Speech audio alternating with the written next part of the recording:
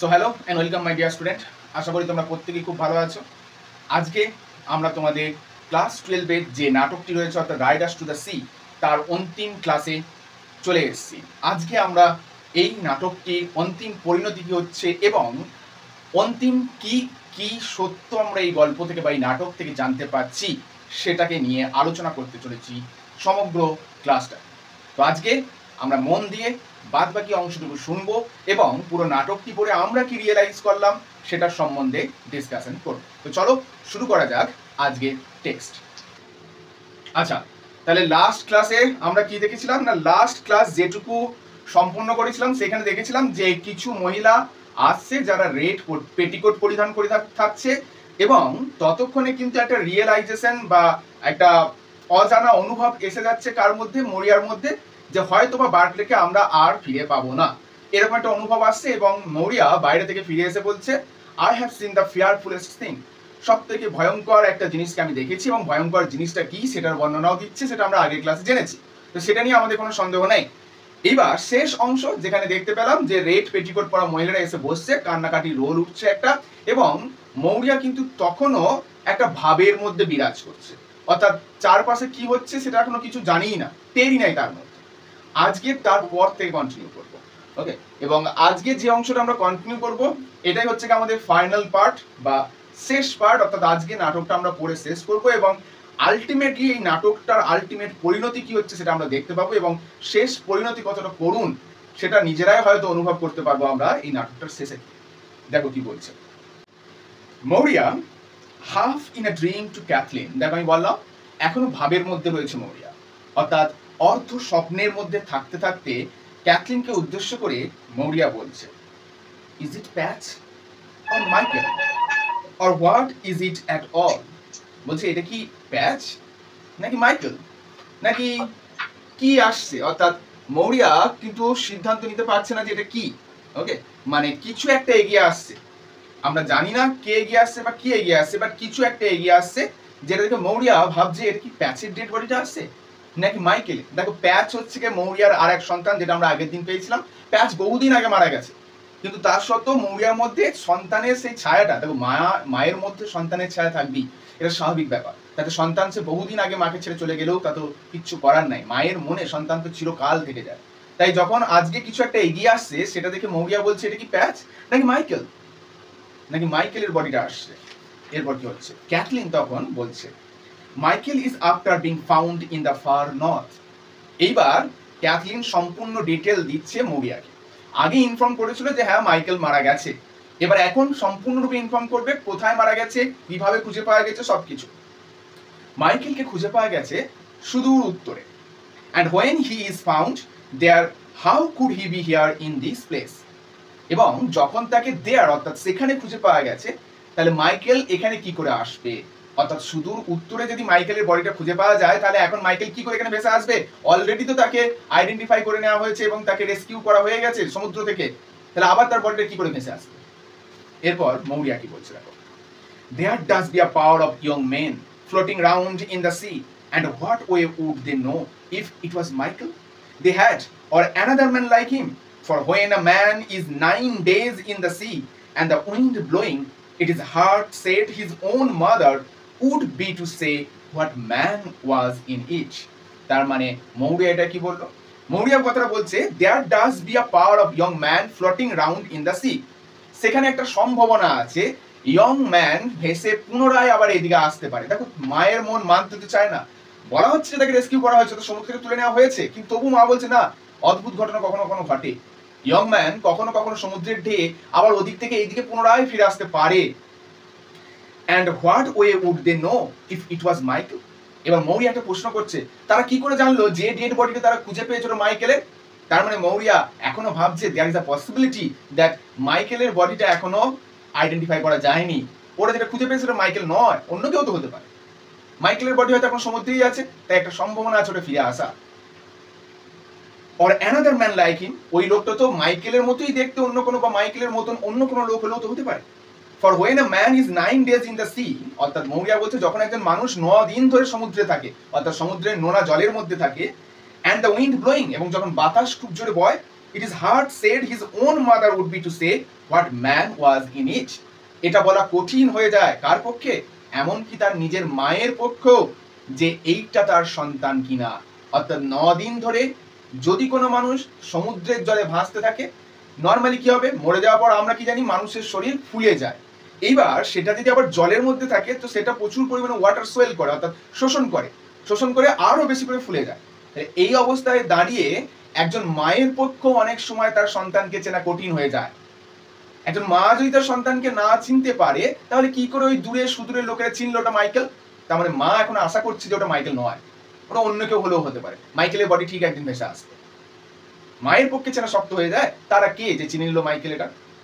এইবার ক্যাথলিন বলছেন it is Michael, মানে ইট ইজ সিওরলি মাইকেল। হ্যাঁ, এটা অবশ্যই মাইকেল। গড স্পেয়ার হিম, ঈশ্বর তাকে রক্ষা করুন, বা ঈশ্বর তাকে মুক্তি দিয়েছেন বলবে এক্ষেত্রে।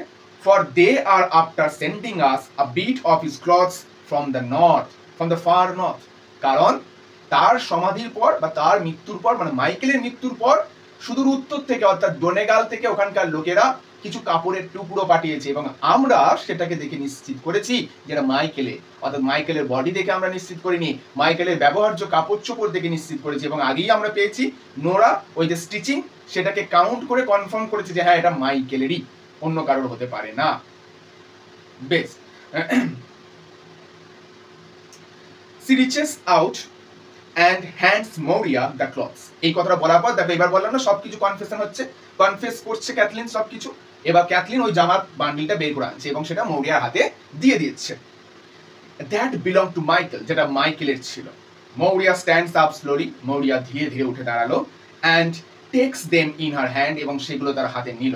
নোরা লুকস আউট, নোরা বাইরের দিকে তাকালো। মানে এই ঘটনা যখন ঘরের মধ্যে চলছে, ক্যাথলিন মৌরিয়া বা মরিয়ার হাতে যখন ওই বান্ডেলটা দিচ্ছে, মরিয়া সেটাকে হাত বাড়িয়ে নিচ্ছে, এবং ততক্ষণে নোরা বাইরের দিকে তাকাচ্ছে। মানে এইবার ঘটনা বাইরে কিছু করতে চলেছে।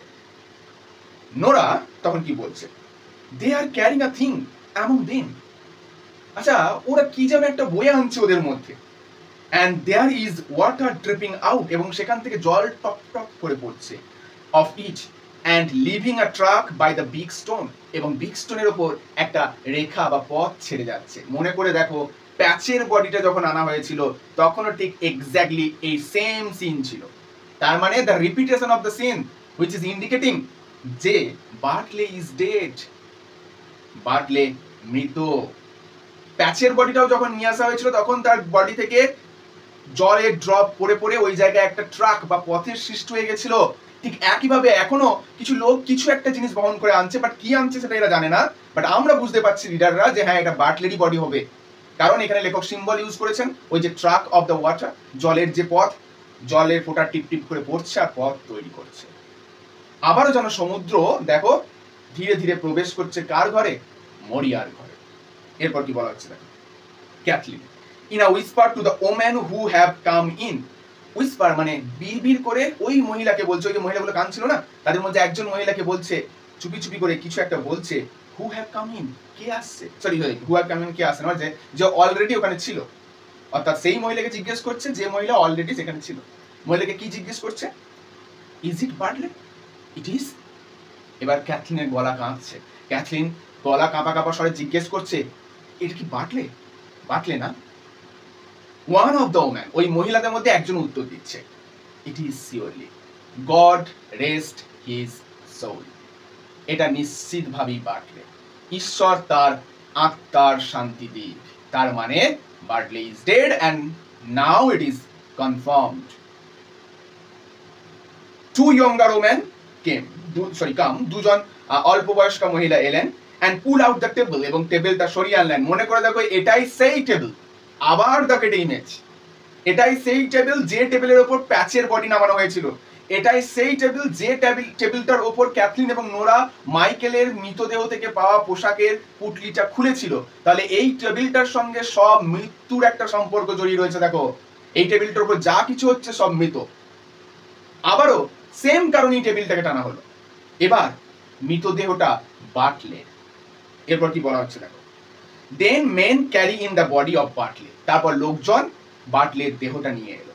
লেইড অন আ প্লাঙ্ক, একটা কাঠের দণ্ডের উপর শোয়ানো। ঠিক একইভাবে প্যাচকেও আনা হয়েছিল। With a bit of a sail over it, এবং এর ওপর একটা পালের কিছুটা টুকরো দিয়ে ঢাকা আছে, মানে ডেড বডি তো তাই ঢেকে আনা হয়েছে। অ্যান্ড লে ইট অন দ্য টেবিল, এবং তারপর এই বডিটাকে ওই টেবিলের ওপর শুয়ে দেওয়া হলো, ঠিক যেমন ভাবে প্যাচের বডিটাকে শোয়ানো হয়েছিল। তাহলে ঘটনাচক্র আমাদের কোথায় নিয়ে এলো? ঘটনাচক্র আলটিমেটলি মায়ের সন্দেহটা কি সত্য প্রমাণ করলো। ওই যে বলে না যে গুরুজনদের কথা শুনতে হয়, মায়েরা যেন কোথাও সামাও কিছু হলেও একটা সিক্স সেন্স তাদের মধ্যে কাজ করে, তারা কোথা থেকেও যেন সেন্স করতে পারে যে কিছু তো একটা ঘটতে চলেছে। মরিয়া শুরু থেকে কিন্তু বার্টলেকে বাধা দেওয়ার চেষ্টা করছিল, কিন্তু বার্টলে শোনেনি। যদিও এটা যে বার্টলের সম্পূর্ণ দোষ তা নয়, কারণ ক্যাথলিনও ক্ল্যারিফাই করেছে যে জীবন ধারণ করতে গেলে আমাদের রোজগার করতে হবে, তার জন্য এবার বার্টলেকেই তো সমুদ্রে নামতে হবে, কারণ মাইকেল তো আর নেই। কিন্তু বার্টলে জীবন ধারণের জন্য নামছে বটে, দুটো দিন তারা কষ্ট করে কাটিয়ে নিলেও হয়তো বা পারতো, মায়ের কথাটা যদি সে শুনতো এ যাত্রায় হয়তো সে প্রাণে বাঁচত। দুটো দিনের ক্ষুধা ভোগ করলেও সারা জীবন কিন্তু সে রোজগারটা করতে পারত। এরপর কি বলা হচ্ছে না, Cathleen to the women as they are doing so, ওই মহিলাগুলোকে বলছে যারা ওই কাজটা করছিল, মানে বার্টলের বডিটা শোয়ানোর ব্যবস্থা করছিল, তাদেরকে উদ্দেশ্য করে ক্যাথলিন বলছে, হোয়াট ওয়ে ওয়াজ হি ড্রন্ড, কিভাবে ডুবলো বার্টলে। এবার আমরা জানতে পারবো বার্টলে কিভাবে মারা গেছে। এইবার দেখো কি বলছে, ওয়ান অফ দ্য ওমেন, ওই মহিলাদের মধ্যে একজন বলছে, the grey pony knocked him over into the sea, ওই যে ধূসর পনি বা গ্রে পনি মরিয়া যার উপর মাইকেলের ভূত দেখতে পেয়েছিল, সেই গ্রে পনি কি করেছে, নকড হিম, লাথি মেরে দিয়েছে, ওভার ইনটু দ্য সি, অর্থাৎ বার্টলে যখন জাহাজে নিয়ে যাচ্ছিল এই ঘোড়াগুলোকে, ওই গ্রে পনি লাথি মেরে বার্টলেকে সমুদ্রে ফেলে দিয়েছে। বার্টলের মৃত্যুটা কতটা আনসার্টেন দেখো। বার্টলে যেখানে অন্যান্য সকলে বিভিন্ন কারণে জলে ডুবে যাচ্ছে, সেই কারণে বার্টলে মরল কি, ঘোড়ার লাথি খেয়ে। ঘোড়ার লাথি খেয়ে সমুদ্রে পড়ে মরলো। দেখো ঘোড়ার লাথির আঘাতে মরলো না, সমুদ্র পড়েই মরলো। আলটিমেটলি সমুদ্রই তার জীবন কিন্তু কাটছে। এরপর কি বলা হচ্ছে দেখো, and he was washed out where there is a great surf, এবং সে তলিয়ে গিয়েছিল, ওয়াস্ট আউট মানে তলিয়ে যাওয়া, ড্রন, কোথায়, where there is a great surf, যেখানে, সার্ফ মানে অ্যাকচুয়ালি ফোম, ফেনাকে বোঝায়, যেখানে প্রচুর ফেনা ছিল, on the white rocks, white rocks বলে এলাকা। তাহলে আলটিমেটলি বার্টলের মৃত্যুর কারণে জানা গেল গ্রে পনি তাকে লাথি মেরে জলে ফেলে দিয়েছে। এবার বুঝে দেখো এই গ্রে পনি কি তো সিম্বল অফ ডেথ বলা হচ্ছিল, আর অ্যাকচুয়ালি গ্রে পনি কিন্তু বার্টলের মৃত্যুর কারণ হলো। এরপর কি বলা হচ্ছে, Maurya has gone over and kneeled down at the head of the table. Maurya এবার কি করলো না, গান ওভার উঠে গেল, and kneeled down at the head of the table, টেবিলের সম্মুখ ভাগে হাঁটু মুড়ে বসলো।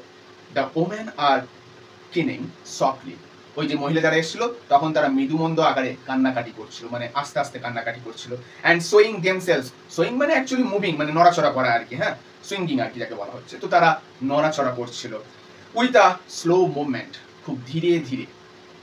Kathleen and Nora kneel at the other end of the table, Cathleen এবং নোরা টেবিলের অন্য দিকে হাঁটু মুড়ে বসলো। মা বসে আছে মাথার দিকে, তার মানে ক্যাথলিন এবং নোরা কোন দিকে আছে, পায়ের দিকে। The men kneel near the door, ওই যে লোকগুলো যারা বার্টলেকে বহন করে এনেছিল তারা দরজার কাছে হাঁটু মুড়ে বসলো। মৌরিয়া এইবার পেতে চলেছ মৌরিয়ার ডায়লগ গুলো সব থেকে অসাধারণ ডায়লগ, এবং এই জায়গায় পুরো শেষ দুটো পাতা জুড়ে গোটা অংশটা মৌরিয়ায় একাই বকে যাবে, মাঝখানে খুব ছোট্ট ছোট্ট একটা দুটো লাইন অন্যদের পাবে। এতক্ষণ গোটা নাটকে মৌরিয়ার উপস্থিতি আমরা সেইভাবে অনুভব করতে পারিনি, এইবার পাবো। দেখো মৌরিয়া কি বলছে, raising her hand and speaking as if she did not see the people around her. Maurya এবার হাতগুলো উপর দিকে তুলেছে, মানে ঈশ্বরের উদ্দেশ্যে যেমন করে হাত তুলে প্রার্থনা করা হয় না, তেমন করে হাত তুলে প্রার্থনা করছে, এবং কথা বলে যাচ্ছে, এমন ভাবে কথা বলছে যেন সেই মুহূর্তে দাঁড়িয়ে সে ভুলে গেছে তার চারপাশে কে আছে না আছে। এক্স্যাক্টলি যেমন সেই জিমি ভ্যালেন্টাইন লকার খুলতে গিয়ে তার সিচুয়েশনটা হয়েছিল, সে ভুলে গেছিল তার চারপাশে কত লোক দেখছে তাকে, এখানেও তাই, মৌরিয়া ভুলে গেছে কে আছে তার পাশে। এরপর সে কি বলছে, দে আর অল গন নাও, এইবার তারা সবাই চলে গেল। And there is not anything more the sea can do to me, এবং এখানে আর কিচ্ছু পড়ে রইল না যেটা সমুদ্র এর থেকেও খারাপ কিছু করতে পারে আমার সঙ্গে। এক্স্যাক্টলি এই একই রিয়েলাইজেশন ম্যাকবেথের হয়েছিল যখন লেডি ম্যাকবেথ মারা গেছিল। লেডি ম্যাকবেথ মারা যাওয়ার পর ম্যাকবেথ তো ফিয়ারলেস হয়ে গেছিল না, বলেছিল না আর তো হারানোর মতো আমার কিছু নেই, আমার সব চলে গেছে, আছে শুধু জীবনটুকু। আর সেটাকে হারাতেও আমি ভয় পাই না। মৌরিয়ার অবস্থা ঠিক সেই রকম। মৌরিয়া এবার যেন সমুদ্রকে ব্যঙ্গ করছে। এতদিন সমুদ্র তার ভাগ্য নিয়ে খেলা করেছে, এবার মৌরিয়া যেন সমুদ্রকে চ্যালেঞ্জ করছে, পারলে আর কেড়ে দেখাও। আর তো কারার তোমার কিচ্ছু নেই, কি কারবে তুমি আমার থেকে? সব তো কেড়েই নিয়েছে। I will have no call now to be off crying and praying when the wind breaks from the south and you can hear the surf is in the east and the surf in the west. এবার মানে আক্ষেপের সুর হলেও কথাটার মধ্যে কতটা দৃঢ়তা আছে দেখো। বলছে I will have no call now, আমাকে আর কোনো প্রার্থনা করতে হবে না। To be up crying and praying, আমাকে মাঝরাতে উঠে কান্নাকাটি করতে হবে না, ঈশ্বরের কাছে প্রার্থনা করতে হবে না, হে ঈশ্বর আমার সন্তানদের তুমি রক্ষা করো। এক অসহায়তার মধ্যে দৃঢ়তা, যেন ঘুরিয়ে ঈশ্বরকে চ্যালেঞ্জ করা হলো, ঈশ্বর এতদিন তুমি আমার ডেস্টিনিকে সামনে রেখে আমার পরীক্ষা নিয়েছো, এবার দেখি তুমি কি করো। আর তো আমায় তোমার কাছে হাত পাততে হবে না, বলতে হবে না যে আমার সন্তানটা সমুদ্র আছে, ঈশ্বর ওকে তুমি রক্ষা করো। আর আমার কোনো পুত্র নাই, আর কেউ আমার এই বাড়ি থেকে সমুদ্রে যাবে না, তাই ঈশ্বর আমি তোমার সামনে আর হাত পাতবো না, আর আমি প্রার্থনা করব না। মাঝ রাতে উঠে সন্তানের জন্য আমাকে প্রার্থনা করতে হবে না, অর্থাৎ দুশ্চিন্তায় রাতের পর রাত জেগে জেগে আমাকে কাটাতে হবে না। এরপর কি বলা হচ্ছে, এবং কি বলছে না, ইস্ট এবং ওয়েস্ট এই দুই দিক থেকে যে ফেনার জলরাশি একে অপরের সঙ্গে ধাক্কা মারছে বা বিশাল জোয়ারের সৃষ্টি করছে, সেসব নিয়েও আমাকে ভাবতে হবে না। অর্থাৎ সমুদ্র কেমন আছে, সমুদ্র উথাল পাতাল করছে নাকি শান্ত, এসব আর আমাকে ভাবতে হবে না। and they hitting one on the other, এবং তারা একে অপরকে আঘাত করছে, এটা বললাম। I will have no call now to be going down and getting holy water in the dark nights after Samian, and I won't care what way the sea is when the other women will be near. এবার মৌরিয়া কি বলছে, বলছে আমাকে আর হলি water অর্থাৎ পবিত্র জল আনতে চার্চেও যেতে হবে না। পবিত্র জল মানে আমাদের যেমন ধরো গঙ্গা জল বলা হয়, ঠিক আছে, গঙ্গা জল তো হলি ওয়াটার মেলা হয়, বিভিন্ন জায়গায় শুদ্ধিকরণের জন্য গঙ্গা জল ছেটানো হয়। তো খ্রিস্টানদেরও চার্চ থেকে একটা হলি ওয়াটার দেওয়া হয়, বাট সেটা কিসের জল আমরা জানি না, মন্ত্রপুত জল আমরা বলতে পারি। এইবার সেই মৌরিয়া বলছে আমাকে আর গিয়ে উঠে ওই হলি ওয়াটার আনতে হবে না। হলি ওয়াটার তারা কখন ছেটায়? মৃতদেহের উপর ছেটায়, মৃতদেহের আত্মার শান্তি কামনা করে ওই হলি ওয়াটার তার বডিতে ছেটানো হয়। তাহলে আর তো মরার মতো কেউ নেই আমার সন্তান, তাহলে আমাকে হলি ওয়াটার আনতেও যেতে হবে না। এরপর আমাকে আর ভাবতেও হবে না সমুদ্র কেমন আছে, যখন অন্যান্য মায়েরা, এখানে ওম্যান মানে কিন্তু মায়েদের কথা বলা হয়েছে, মাদার, যখন অন্যান্য মায়েরা কি করবে, চিন্তিত থাকবে যে আমার সন্তানটা কখন বাড়ি ফিরবে। আর আমি দেখো কত নিশ্চিন্ত, দেখো কত ক্যাজুয়ালি কথাগুলো বলছে না মরিয়া, বলছে আমি তো পুরো নিশ্চিন্ত হয়ে গেলাম। আপাত দৃষ্টি থেকে আমাদের মনে কি হচ্ছে যে মরিয়া কত হার্ড, কত ইমোশনলেস একজন পাবলিক বা মহিলা। সন্তানের মৃত্যু হয়েছে, সেখানে সে নিজের শান্তিটা নিয়ে ভাবছে আমাকে আর যেতে হবে না, আমার আর কোনো কাজই নেই, শান্তিতে রাত কাটাতে পারবো, শান্তিতে ঘুমাতে পারবো, মাঝরাতে উঠে প্রার্থনাও করতে হবে না। কিন্তু এইগুলো কি সত্যিই সেই সুরে বলছে? এগুলো সব হচ্ছে আইরনি। এবং এই আইরনিটা কিসের উপর মরিয়া দেখাচ্ছে? এই আইরনিটা তার ভাগ্যের উপর দেখাচ্ছে। এই আইরনিটা সেখানে ঈশ্বরকে উদ্দেশ্য করে নিক্ষেপ করছে, অর্থাৎ ঈশ্বরের উদ্দেশ্যে আইরনিটা সে করছে। এতদিন ঈশ্বর তার ভাগ্য লিখেছিল, এবার মৌরিয়া যেন ঈশ্বরকে চ্যালেঞ্জ জানাচ্ছে। এরপর কি বলা হচ্ছে দেখো, এই কথাগুলো বলতে বলতে মরিয়া নোরার দিকে তাকাচ্ছে, টু নোরা, নোরাকে উদ্দেশ্য করে বলছে give me the holy water, Nora আমাকে ওই পবিত্র জলটা দাও তো। There is a small sup still on the dresser. আচ্ছা, স্মালি স্যুপ মানে হচ্ছে স্মল অ্যামাউন্ট অফ স্যুপ, ঠিক আছে, ওদের ভাষাটাকে স্মালি বলা হয়, little amount of soup. Soup মানে এই ক্ষেত্রে জল, ওয়াটার, হ্যাঁ, মানে আমরা যেন খাবার স্যুপ ভেবে নিই না, এখানে স্যুপ বলতে ওয়াটারকে বুঝি। মরিয়া বলছে এক কাজ করো, ওখানে ড্রেজার আছে, ড্রেজার মানে হচ্ছে সাইড বোর্ড, মানে ওই আমরা যেগুলোকে ড্রেসিং টেবিল জাতীয় বলে থাকি, তো সেই জাতীয় জিনিস ধরে নিতে পারো, এক্স্যাক্টলি ড্রেসিং টেবিল নয়। তো সেইখানে একটা কাপ রাখা আছে, ওই কাপের মধ্যে এখনো কিছু অল্প হলি ওয়াটার রাখা আছে, এক কাজ করো তুমি হলি ওয়াটারটা আমাকে দাও, মরিয়া নোরাকে বলছে। আচ্ছা, এখানে একটা শব্দ পেয়েছিলাম যেটা আমি আগে ব্যাখ্যা করিনি, এখন করে দিই।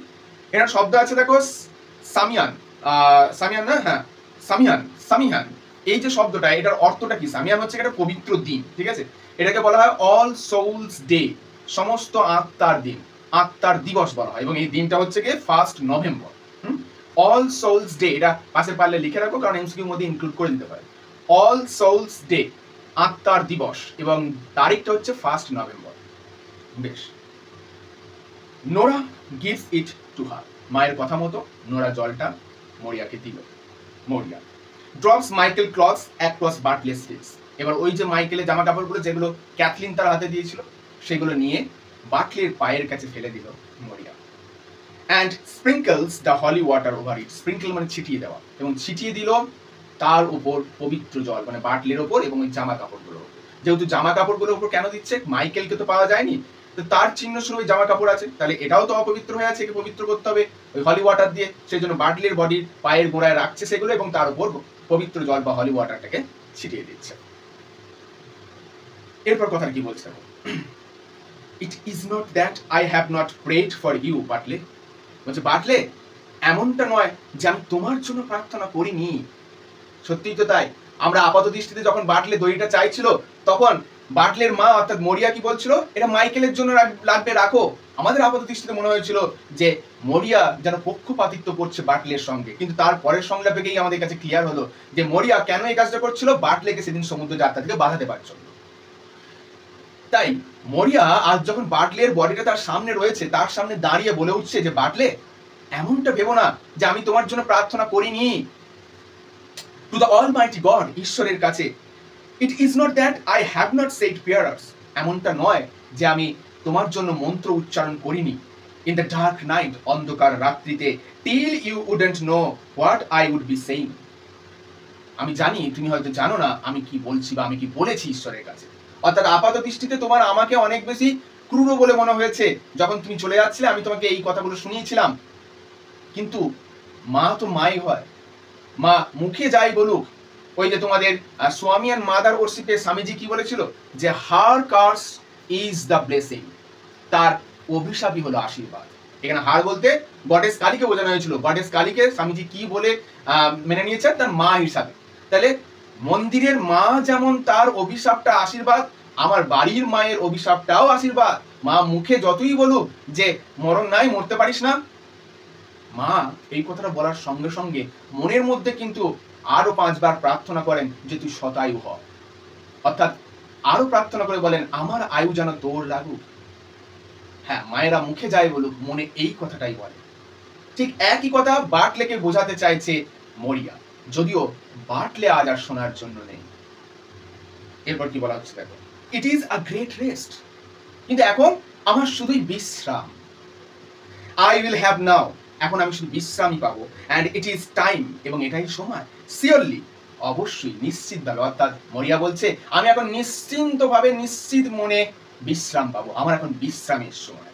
It is a great rest I will have নাও, এটা একটা মহৎ বিশ্রাম হতে চলেছে যেটা আমি পেতে চলেছি। And great sleeping in the long nights after Samhain, অর্থাৎ গ্রেট সোলস ডে এর পর আমি দীর্ঘ রাত্রিতে বা লম্বা রাত্রিগুলোতে শান্তিতে ঘুমাবো। মা বলছে শান্তিতে ঘুমা সন্তানের মৃত্যুর পর। এই কথাগুলো একজন মানুষ বা একজন মা কখন বলতে পারে, যখন সে বুঝতে পারে তার হাতে আর কিচ্ছু নেই, দুনিয়া চলে গেছে সমগ্র তার হাত থেকে, আর তার আটকানোর মতো কিছু নেই, কোনো সন্তান তার বেঁচে নেই। সে প্রার্থনা করেছে সন্তানদের উদ্দেশ্যে। হ্যাঁ, মায়েরা সন্তানের ভালোটা আগে চায়, নিজের ভালোটা হয়তো বা সন্তানের, স্বামীর, পরিবারের ভালো চাইতে চাইতে নিজের ভালোটা তারা চেয়ে উঠতে পারে না। এটাই মায়েদের সত্য, অথবা এটাই যে কোনো মেয়ের সত্য যখন সে মা হয়। দেখবে তোমার পরিবারে মা তোমার পরিবারটাকে কিভাবে সুখে রাখা যায় সেটা নিয়ে ভাবতে বেশি ব্যস্ত, তোমাকে কি করে আরো সুখে রাখা যায়, আরো ভালোভাবে রাখা যায় সেটা নিয়ে ভাবতে ব্যস্ত। নিজেকে নিয়ে কতক্ষণ ভেবেছে তারা? কজন মা আছে, আছে নেই তা বললে হবে না, খুব কম আছে, বাট মায়েরা এমনটাই হয়, নিজের জন্য প্রার্থনা করতে তারা ভুলেই যায়। তাইবে মরিয়া বলছে তাহলে এতদিন তো তাদের জন্য প্রার্থনা করা ছিল, মরিয়া তো নিজের জন্য কোনোদিন প্রার্থনা করেন, তাহলে আর তাকে ওই গ্রেট সোল ডেজ পর সন্তানদের জন্য প্রার্থনা করতে যেতে হবে না। দীর্ঘ লম্বা লম্বা রাত্রিগুলোতে এখন সে নিশ্চিতভাবে ঘুমাতে পারবে, কারণ আর কারোর জন্য প্রার্থনা করার নেই, নিজের জন্য তো নেই। এরপর কি বলছে দেখো, if it is only a bit of wheat flour we do have to eat and maybe a fish that would be sticky. হ্যাঁ, আর আমার সন্তান নেই, হ্যাঁ হয়তোবা আমাদেরকে এখন ভিজে ময়দা খেয়ে কাটাতে হবে, অর্থাৎ ভালো খাবার আমাদের জুটবে না, কিংবা সেই ধরনের মাছ খেয়ে কাটাতে হবে যেখান থেকে পচা বাসি গন্ধ বেরোচ্ছে, স্টিকিং, অর্থাৎ আর আমাদের খাবার দুবেলা দুমুঠো ভালো করে জুটবে না, কারণ রোজগারের শেষ সম্বল বাটলে সেও বাজার নেই। অর্থাৎ পরিবারের রোজগার করা মেম্বার কেউ নেই, এখন আমাদের তিনটে মাথা, তিনজনকে খেটে খেতে হবে। আমাদের ভাগ্যে হয়তো বা আসে আগের মতো ভালো ময়দা কিংবা আগের মতো ভালো মাছ আর জুটবে না, এবার হয়তো আমাদের ভিজে ময়দা পচা মাছ জুটবে, কিন্তু তাতেই সই। তবু তো আমাকে রাত জেগে আর প্রার্থনা করতে হবে না। জীবন তো আমাকে সেই সুযোগটা দিয়েছে, আমার সন্তানদের কেড়ে নিয়ে আমাকে চিরতরে শান্তি দিয়েছে, যে শান্তি আনন্দের নয়, যে শান্তি বিষাদের। মরিয়ার এই কথাগুলোর মধ্যে কি রয়েছে দেখো, ক্রুয়েল জয়। দুটো বিপরীত ধারণা পাশাপাশি অবস্থান করছে। নিষ্ঠুর এক আনন্দ, এই আনন্দটা আনন্দে উৎফুল্ল হয়ে যাবার মতো নয়, এই আনন্দটা কষ্টের, এই আনন্দটার মধ্য দিয়ে কষ্টের বহিঃপ্রকাশ করছে। এরপর কি বলা হচ্ছে দেখো, she knelt down again, মরিয়া আবার হাঁটু মুড়ে বসে পড়ল। Crossing herself and saying prayers under the breath. আচ্ছা, ক্রসিং হারসেলফ মানে খ্রিস্টানদের যে ক্রস বলা হয়, সেই জেসাস ক্রাইস্টের যে ক্রস, সেরকম একটা ক্রস সাইন করলো এবং কিছু একটা মন্ত্র সে পাঠ করতে লাগলো, কারণ ওদের মৃত ব্যক্তির সামনে ওরা ঈশ্বরের উদ্দেশ্যে কিছু প্রার্থনা করে, এটা ওদের একটা রিচুয়াল ব্যাপার, ধার্মিক একটা বিষয়। তো রিচুয়ালিস্টিক ওয়েতে সে কিছু একটা প্রার্থনা করলো বাটলির মৃতদেহের সামনে বসে। এরপর কি হচ্ছে, Cathleen to an old man, একজন বয়স্ক মহিলাকে পুরুষকে উদ্দেশ্য করে বলেছে। দেখো, একদম বাস্তবিক চিত্র। আমাদের আশেপাশে যখন কোনো মানুষ মারা যায়, আচ্ছা মানুষটা মারা যাবার পর তার সেই দেহটাকে সৎকার করার জন্য ব্যবস্থা করতে হয়, আমাদের নয় দাহ করা হয়, কিন্তু এদের তো সমাধি দেওয়া হবে, এদের তো কবর দেওয়া হবে। তাই বাটলে মারা গেছে, তার শরীরটা এখানে বেশিক্ষণ ফেলে রাখা যাবে না, তাকে সমাধিস্থ করতে হবে, বাস্তবের দিকটাও ভাবতে হবে। আর ক্যাথলিন সেটাই ভাবছে। আমি কিন্তু বলে এসেছি বা আমরা বারবার দেখে এসেছি যে ক্যাথলিন অনেক বেশি বাস্তব ধর্মী। এবার ক্যাথলিন ওই বয়স্ক লোকটাকে উদ্দেশ্য করে কি বলছে দেখো, maybe yourself and Eamon would make a coffin when the sun rises. বলছে আপনি আর ইমন না হয় কফিনটা তৈরি করে দেবেন যখন সূর্য উঠবে। তার মানে ইতিমধ্যে ঘটনাটা হতে হতে সন্ধ্যা হয়ে গেছে। তাই বলছে পরের দিন সকালে বাটলে দেহটাকে সমাধিস্থ করা হবে, আপনি আর ইমন না হয় একটু কফিনটা তৈরি করে দেবেন, কারণ আমাদের পরিবারে তো কফিন তৈরি করার মতো আর কোনো পুরুষ সদস্য বেঁচে নেই। এরপর কি বলা হচ্ছে দেখো, we have fine white boards herself bought. আমাদের ঘরে বেশ ভালো সাদা বোর্ড রাখা আছে। হারসেলফ বট, তিনি নিজেই কিনে এনেছেন, অর্থাৎ মরিয়া নিজেই কিনে এনেছে সন্তানদের সমাধির জন্য। কি কি অদ্ভুত দৃশ্য, তাই না? মা সন্তানের সমাধির বা সন্তানের কবরের জন্য কফিন তৈরির কার্ডবোর্ড কিনে আনছে। ভাবো, সন্তানের মৃত্যুর উপাদান মা নিজের হাতে নিয়ে আসছে, কি ভাগ্য মায়ের। এজন্যই না মরিয়া বলেছিল, গোটা দুনিয়ায় যেখানে বয়স্ক মানুষরা ছেড়ে যায় তার জিনিস তার ইয়ং ওয়ান্সদের জন্য, সেখানে অ্যারান আইল্যান্ডের সমস্ত কিছু হয় উল্টো দিকে। এখানে ইয়াং মানুষেরা ছেড়ে যায় তাদের জিনিস বয়স্ক মানুষদের জন্য। মা নিজের হাতে সন্তানের কফিনের কার্ড এনে রেখে দিয়েছে, এবং those are fine woods, fine boards. God help her, ঈশ্বর তাকে সহায়তা করুন। Thinking Michael would be found, সে এখনো ভেবে যাচ্ছে মাইকেল হয়তো বা খুঁজে পাওয়া যাবে, মাইকেলকে হয়তো বা খুঁজে পাওয়া যাবে। And I have a new cake you can eat while you will be working. এবার ওই বুড়ো লোকটাকে উদ্দেশ্য করে ক্যাথলিন বলছে, আমার একটা নতুন কেক রাখা আছে, আপনি যখন কাজ করবেন বা আপনারা যখন কাজ করবেন কালকে কফিনটা তৈরি করবেন, সেটা না হয় আপনারা খাবেন। এইবার দেখো জীবনের সব থেকে বড় বাস্তব দিকটা পেলে। কেকটা কার জন্য তৈরি হয়েছিল? কেকটা বাটলের জন্য তৈরি হয়েছিল। বাটলেকে দিতে ভুলে গেছিল। তাহলে ওই যে বলে না যে কার জন্য জিনিস তৈরি হয় আর কে তার ভোগ করে, তৈরি হলো বাটলের জন্য, সেই জিনিস খাচ্ছে কে? বাটলের কফিন মেকারস। জীবিত ব্যক্তির জন্য তৈরি হলো, সেই ব্যক্তিরই সমাধি দিতে যারা আসছে তাদের খাবারের আইটেম হচ্ছে সেই কেক। লাইফ ইজ আনসার্টেন, জীবন অনিশ্চিত। আজ তুমি কালকের জন্য ভেবে ভেবে সঞ্চয় করছো, কালকের জন্য ভেবে ভেবে হাপিত্তেশ করছো, হতাশ হচ্ছ কি হবে না হবে। কালটা যে কাল আসবে সেটা তোমাকে কে বলেছে? এই কেকটা হয়তো বা বাটলেকে দেওয়া হয়নি, বাটলে ফিরে এলে হয়তো তাকে দেওয়া হতো, কিন্তু বাটলের ফেরা যে আর হলো না। আজ আমি এখানে দাঁড়িয়ে আছি, কাল এখানে দাঁড়িয়ে থাকবো কিনা কে জানে। তাহলে আজকে এই বক্তব্যটা যতটুকু প্রাণ খুলে বলতে পারছি আমি বলে যাচ্ছি, কাল তো নাও বলতে পারি। এটাই হচ্ছে মানুষের জীবন। মানুষের প্রত্যেকটা দিন এক একটা জীবন। প্রতিদিন সকালবেলায় উঠছো, তার মানে একটা নতুন জীবন পাচ্ছ। লাইফ ইজ ইন্টারেস্টিং, জীবন ভীষণ আকর্ষণীয়, এটাকে উপভোগ করো, প্রত্যেকটা দিনকে উপভোগ করো। Every day is a new life. আমরা সবাই বলি না যে লাইফ বড় বোরিং হয়ে যাচ্ছে, সেই এক ঘষা পেটা জীবন, কারণ আমরা সেটা ভেবে রেখেছি যে জন্ম আমাদের একটাই। না, জন্ম আমাদের অনেক, মৃত্যু একটাই। মৃত্যু আমাদের একটাই, যখন আমরা দুনিয়া ছেড়ে একেবারে চলে যাব। আর প্রত্যেকটা দিন আমাদের একটা করে নতুন জন্ম হয়। আর এটা যদি আমরা ভাবতে পারি, তাহলে আজকের পর কালকে সকালটা আরো ইন্টারেস্টিং হবে। প্রত্যেক দিন প্রতিটা মানুষকে নতুন করে চিনতে শেখো, এটাই আমাদেরকে ঈশ্বর সুযোগ দিচ্ছে। আরেকদিন তোমাকে বাঁচতে সুযোগ দিয়েছে, মানে মানুষগুলোকে আরো নতুন করে জানতে সুযোগ দিয়েছে।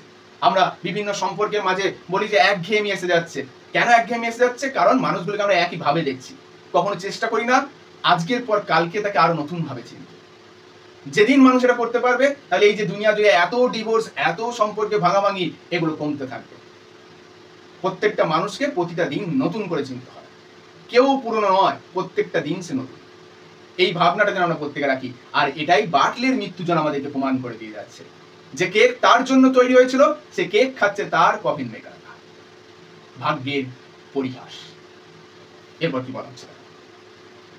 The old man looking at the boat. এবার ওই যে বয়স্ক মানুষটা যাকে ক্যাথরিন বললো কফিন তৈরি করার জন্য, সে বোর্ডের দিকে একবার তাকাচ্ছে। আর দেয়ার নেইলস উইথ দেম। সে তখন জিজ্ঞেস করছে, আচ্ছা ব্রেক আছে তো, মানে কফিন তো তৈরি করবো, ব্রেক আছে তো? ক্যাথলিন তখন বলছে, দেয়ার আর নট কলম। ওখানে মনে হয় নেই কলম। আচ্ছা, কলম হচ্ছে ওই বয়স্ক লোকটার নাম, আমাদের নাম চাইতে পারি। বয়স্ক লোকটার নাম হচ্ছে গিয়ে কলম। বলছে না, বুঝলে ব্রেক নেই। We didn't think of the nails. আমাদের না ব্রেকের কথা মনে ছিল না। তাহলে দেখো, মানে সমাধিস্থ করার জন্য, কফিন তৈরি করার জন্য বোর্ড এনে রেখেছে, বাট ব্রেক নেই।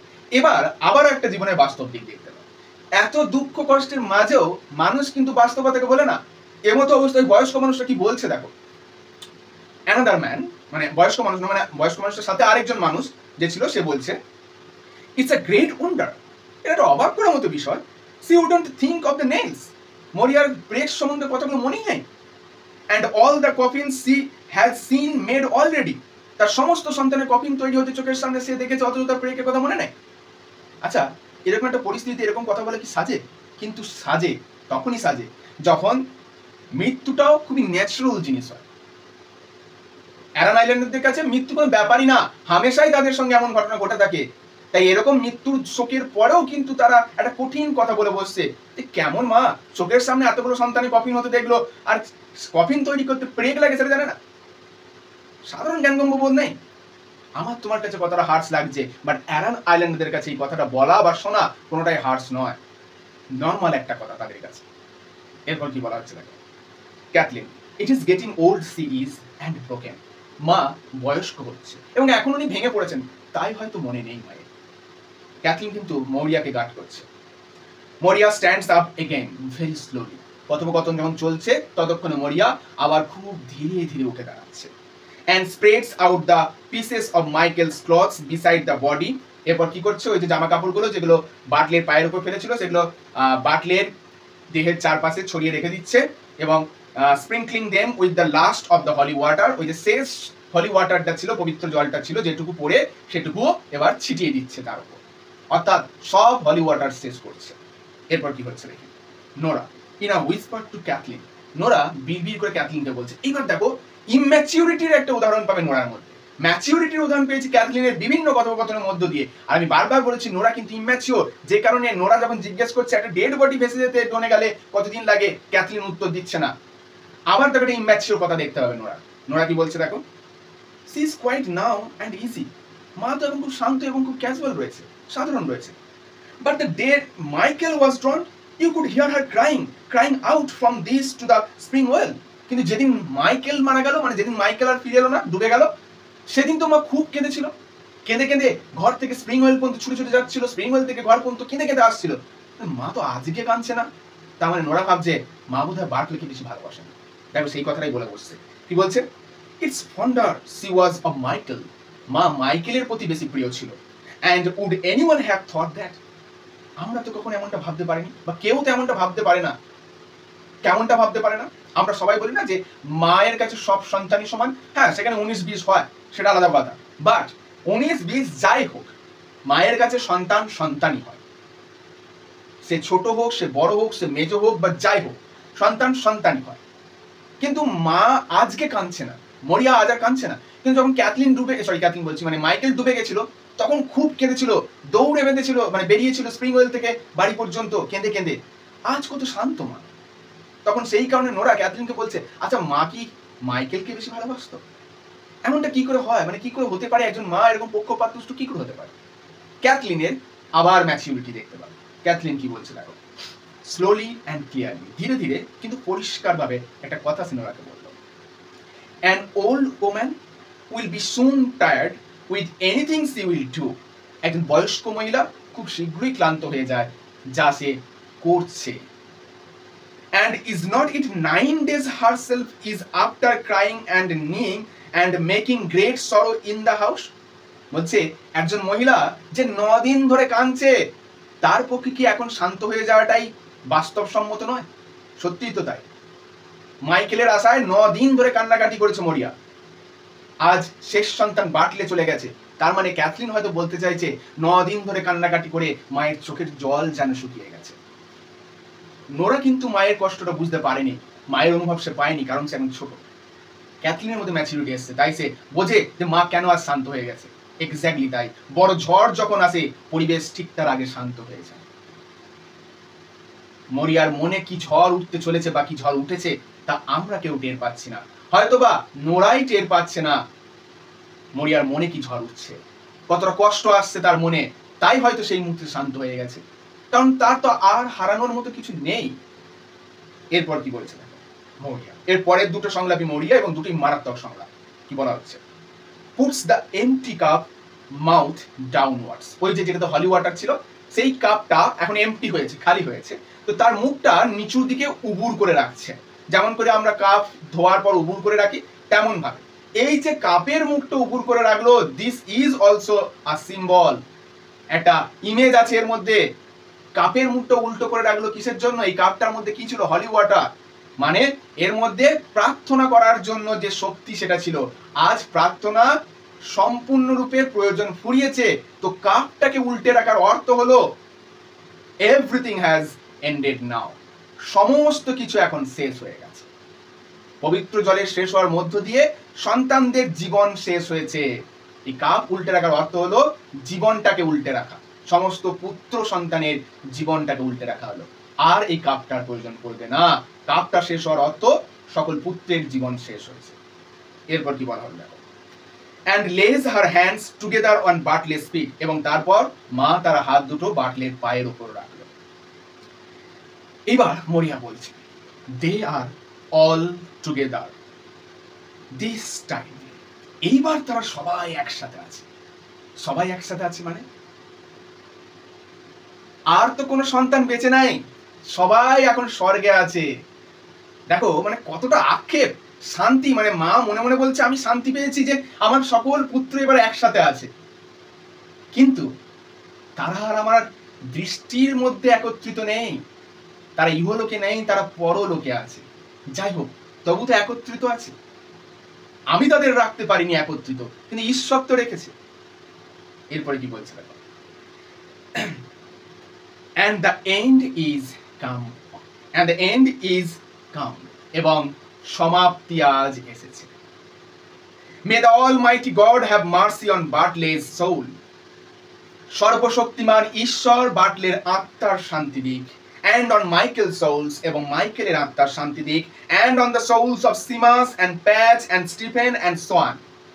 এই চারজনও কিন্তু মরিয়ার সন্তান। তাহলে ওভারঅল 6টা পুত্র সন্তান ছিল মৌরিয়ার।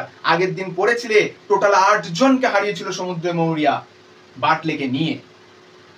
2 জন, একজন তার হাজবেন্ড এবং একজন তার শ্বশুর ছিল, এবং তার 6 জন সন্তান ছিল। এইবার তোমরা কিন্তু 6 জন সন্তানের নামটা পাবে। এবার 6 জন সন্তানের নাম কি বলা হচ্ছে দেখো, প্রথম বাটলে পেলে, তারপর মাইকেল 2, 3 নম্বরে পাচ্ছ সিমাস, 4 নম্বরে পাচ্ছ প্যাচ, 5 নম্বরে পাচ্ছ স্টিফেন, 6 নম্বরে পাচ্ছ সোয়ান। 6 সন্তান, 1 হাজবেন্ড এবং 1 ফাদার ইন ল বা শ্বশুর ছিল। বেন্ডিং হার হেড, এবার মৌরিয়া তার মাথাটা নামাচ্ছে, and may he have mercy on my soul। এখানে হিটা দেখো বড় হাতের আছে, এবং কি বলা হচ্ছে যে তিনি আমার আত্মার শান্তি দিক। ঠিক আছে, মানে আমাকেও যেন তিনি শান্তি দেন। বেশ, তারপরে তিনি কি বলছেন, নোরা, এবার নোরাকে উদ্দেশ্য করে বলছে, Nora, and on the soul of everyone is left living in the world. এইবার মরিয়া একটা কথা বলে বসলো। মরিয়া বললো, দেখো কার কার আত্মার শান্তি কামনা করলো?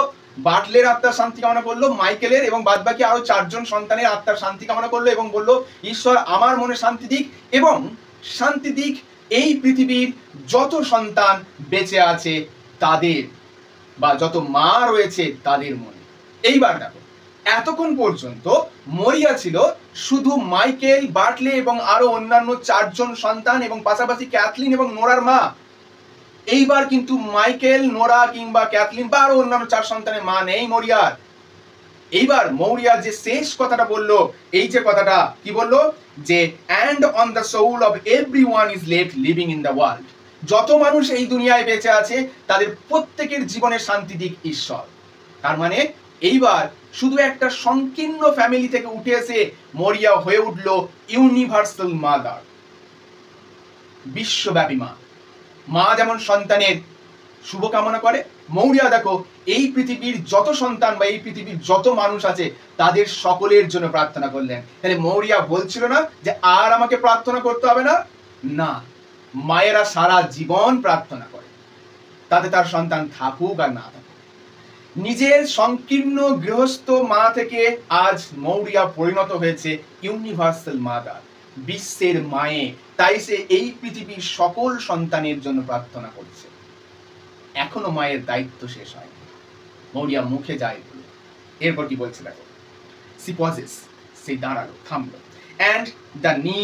and the king rises, এবং তখন কান্নার রোল একটু উঠলো, আর লিটল মোর, একটু জোরে, লাউডলি, ফ্রম দ্য ওম্যান, ওই যে পাশাপাশি মহিলা ছিল তাদের মধ্য থেকে, দেন সিংস অ্যাওয়ে, তারপর আবার সেটা কমে গেল। মানে মৌরিয়া যখন উঠে দাঁড়ালো তখন কান্নার রোল উঠলো, আবার কিছুক্ষণ পর একটু কান্নার রোলটা কমে গেল। লাস্ট সংলাপ নাটকে, এবং লাস্ট সংলাপটাই লাইফের গুরুত্বটাকে বুঝিয়ে যাবে আমাদের। লাস্ট সংলাপে কি বলা হবে, মৌরিয়া কন্টিনিউ, আগের যে কথাটা বলছিল সেটাকে কন্টিনিউ করতে লাগলো। Michael has a clean burial, Michael একটা পরিষ্কার সমাধি পেয়েছে। ইন দ্য ফার নর্থ, সুদূর উত্তরে, by the grace of the almighty God, সর্বশক্তিমান ঈশ্বরের আশীর্বাদে। Bartley will have a fine coffin out of the white boards, Bartley খুব সুন্দর একটা কফিন পাবে ওই হোয়াইট বোর্ডের তৈরি। And a deep grave surely, এবং একটা গভীর সমাধি পাবে নিশ্চিতভাবে। What more can we want than that, আমরা আর কি বেশি চাইতে পারি? আমি বলেছিলাম অ্যারান আইল্যান্ডারদের কাছে লাইফ ইজ লাক্সারি, জীবন বিলাসিতা, পাশাপাশি মৃত্যুর পর সমাধি পাওয়াটাও বিলাসিতা। একজন মানুষ সমুদ্রে ডুবে যাবার পর ফিরে এসেছে এবং ফিরে এসে সে সমাধি পেয়েছে, এটাই সব থেকে বড় পাওনা একজন মায়ের কাছে। ভেবে দেখো, সন্তানের প্রাণ নয়, সন্তানের সমাধি পাওয়াটা মায়ের কাছে বড় ব্যাপার। কারণ অনেক সময় সন্তানদের তো সমুদ্র থেকে আর খুঁজেও পাওয়া যায় না, ফেরতও পাওয়া যায় না, তাদের দেহটা সমাধিই পায় না। তাহলে যে সমাধি পায় সে ভাগ্যবান, যে বেঁচে থাকে সে ভাগ্যবান নয়। অ্যারান আইল্যান্ডারদের কাছে যে সমাধি পায় সে ভাগ্যবান। একজন মা বলছে আর কি চাই, আমার 2 সন্তান পরিষ্কার সমাধি পেয়েছে, একটা শান্তির ঘুম পেয়েছে, আর কি চাই? এরপর কি বলছে দেখো, no man at all can be living for ever, this is the ultimate realization of the whole play and the whole life of a human. গোটা নাটকটা যেটা পড়লে সেই গোটা নাটকের আলটিমেট রিয়েলাইজেশন কি হলো, কোনো মানুষ চিরকাল বাঁচে না। So the death is inevitable, the death is the only truth of the life. মৃত্যুই হলো এই জীবনের একমাত্র সত্য। জীবন শব্দটার বিপরীত শব্দ হলো মৃত্যু, কিন্তু জীবনটার মধ্যে সবকিছু মিথ্যা হয়ে যেতে পারে একমাত্র মৃত্যু ছাড়া। একই কথাও লরা বলেছিল তোমাদের গার্ডেন পার্টিতে। তারপরে কি বলা হচ্ছে দেখো, and we must be satisfied, এবং আমাদের সন্তুষ্ট হওয়া উচিত। সত্যিই তো, এতদিন বাঁচতে পেরেছি এর জন্যই ঈশ্বরের কাছে সন্তুষ্ট হওয়া উচিত, ঈশ্বরের কাছে কৃতজ্ঞ থাকা উচিত। যেটুকু জীবন পেয়েছি দ্যাট ইজ এনাফ। আমাদের সবাইকেই একদিন মরতে হবে, তাই যে জীবনটা পাচ্ছি সেটাকে নিয়ে কমপ্লেইন করো না, যে জীবনটা পাচ্ছ সেটাকে এনজয় করো।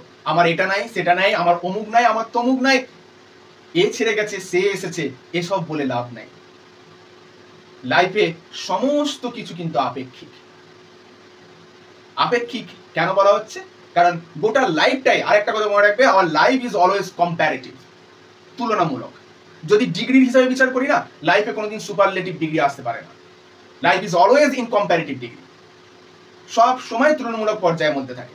সুপারলেটিভ বলে লাইফে কিচ্ছু হয় না, কারণ আমরা কোনো মানুষই শান্ত হব না। আজ তুমি যেটা চাইছো, কাল সেটা পেয়ে যাবার পর তোমার চাহিদা আবার বাড়বে, তাহলে সুপারলেটিভ কি করে হতে পারে? Life is always comparative.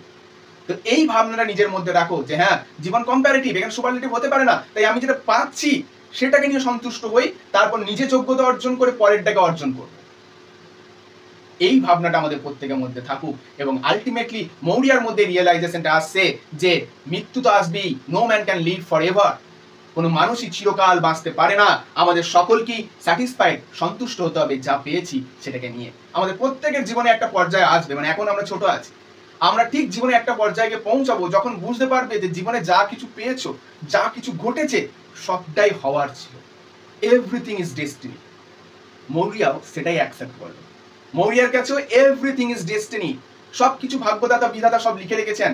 আমরা পাল্টাবার কে? আমরা কেবল সেই পথে চলতে পারি। তাই জীবন যে পথে নিয়ে যাচ্ছে সেই পথে চলি, এবং জীবন যা দিচ্ছে তাতেই সন্তুষ্ট থাকি। লাস্ট কথা, she nails down again and the curtain falls slowly. Maurya আবার হাঁটু মুড়ে বসে পড়লো এবং ধীরে ধীরে পর্দা দিল। তার মানে আমাদের নাটক শেষ হলো, এবং একেবারে শেষে গিয়ে আমরা কি দেখতে পেলাম? মৌরিয়া অ্যাকসেপ্ট করে নিচ্ছে। মৌরিয়ার মধ্যে কিসের কোয়ালিটি দেখা যাচ্ছে? The quality of acceptance. যা কিছু হচ্ছে সেটাকে মেনে নেওয়া এবং মানিয়ে নেওয়া, এবং লাইফে সুখ বা হ্যাপিনেস বলে যদি কিছু থেকে থাকে, তার একটাই rule, that is acceptance. Happiness is equals to acceptance. একদম সব থেকে সত্য কথা জীবন। তুমি যদি গ্রহণ করতে শিখে যাও, মেনে নিতে শিখে যাও যে হ্যাঁ এটাই হবার ছিল, তাহলেই তুমি জীবনে সুখী হতে পারবে। আদারওয়াইজ গোটা লাইফে তুমি কোনোদিন সুখী হতে পারবে না। যে আমার সাথে কেন এটা হচ্ছে, এই প্রশ্ন যদি তোমার মনে থেকে যায় যে আমার সাথেই সব কেন হয়, তাহলে তুমি জীবনেও খুশি হতে পারবে না। কিন্তু আমরা প্রত্যেকটা মানুষ এটাই করি, সব সময় ভাবি যে আমার ভাগ্যেই কেন এমনটা হয়, ঈশ্বর আমার সাথেই কেন এমনটা করে না। এই দুনিয়ায় তুমি নও একা, তোমার মতো লক্ষ লক্ষ কোটি কোটি আমি আছে যারাও এই কথাটাই ভাবছে। তাহলে এইটাকে অ্যাকসেপ্ট করতে শেখো যে আমার মতো লক্ষ লক্ষ কোটি কোটি আছে, তারাও এটাই ভাবছে। তাহলে এত ভেবে কি হবে? ভেবে কি পাল্টাতে পারছি? আমার সাথে কেন হয় ভেবে পাল্টাতে তো পারছি না। তার থেকে ভাবনাটাই ছেড়ে দিই, বরং আরো সুখী থাকো।